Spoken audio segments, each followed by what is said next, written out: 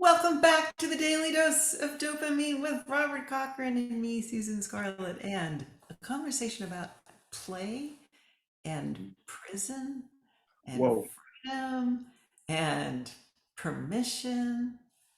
Jump in anywhere. three P's and an F. Well, I mentioned that, with the personal prison thing has just really been interesting to me because I have envisioned for a long time an Andy Dufresne like awakening from what has felt like several years of prison to me. And I think it's ironic because some of it came out of leaving the really one long-term corporate job I had in 2017. And it's kind of the odd couple story. I left right after I was asked to go. um, well, we'll say it was a mutual parting. Um, and, once I was given freedom from this job that felt like a prison to me, and it put me into a new kind of prison because it was a prison of without walls. Oh yeah, what do Yeah. you want to be? Who do you want to be? Oh, What do you want to do? it's And too much. Yeah. right, this is Oof. so. I don't know if I even told you this, but this came about too, and I told this to Dustin. That the second part of my DIY MF PhD, which for those watching is the burgeoning hip hop musical story of my PhD experience that'll be coming. Um, I got a surname for that based on the Viktor Frankl book, which is my DIY MF PhD, A Student's Search for Meaning. And Oh, yeah, that's right, great. it's That's great. bringing in the whole idea of what is academia? What is pedagogy? What are we doing with these learning systems that have been completely turned on their ear by what we just experienced via COVID? And now recognizing the world's different and we need to answer the bell. How do you feel about you're a fan of learning in general, right? You seem like a lifelong learner, and it just seems like you're interested, you're curious. Interested and curious. Yeah. How do you feel about academia, about learning from your experience, what you know about it?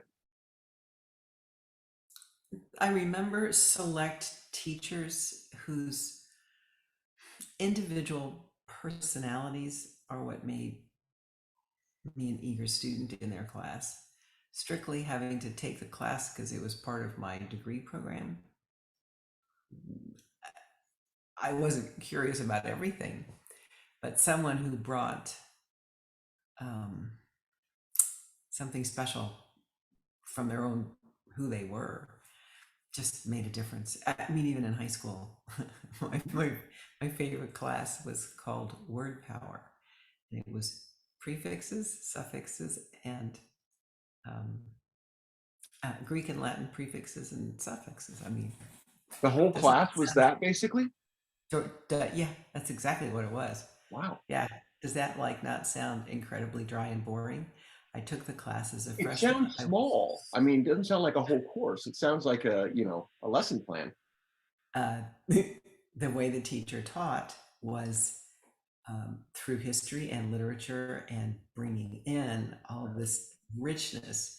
So we'd be studying a bunch of prefixes, and she might, I don't know, be talking about the Borgias or ancient Greece Mm. or theater or, I mean, it was just, and I love that course so much. I audited it 3 times after I took it. Wow. Yeah. What it sounds like, what I hear is one of my favorite things to offer in teaching too, because it harkens to creativity, is she was teaching, I think, consciously or not, from a yes and perspective. Yes, here's the thing, and here's what it's tied to. She gives you what might sound boring or dry, like you said, and ties it to something. You go, I never thought of it that way. Oh, that's foundationally over here, or that's historically here, or that has something here, Hmm. which transforms the thing, the way you look at it. The thing Yes. didn't change, you did. Yeah, yes, she did. Yes. And she made us write, she called it a potpourri because that was her lesson plan, really, was just this jumble of things. But we had to keep a journal, a potpourri of all the stuff that she said, and we had to turn it in. And one day, I would recopy my notes from the class because it was messy. So I had a final version that I would turn in, and I lost it, or somebody stole it, or something. But it was gone, and I remembered that I had this messy version, and I stayed up all night the night it was due, and made it nice again. And my father was so impressed. I remember him really being stunned that it meant that much to me. And I remember my teacher saying, if your house catches on fire, grab your potpourri and jump out the window. And that's a great final thought for today's dose. Grab your potpourri. I still have my potpourri. And you still have your house, thankfully, too. Still have it in my, I know right where it is. We'll see you next time on the Daily Dose.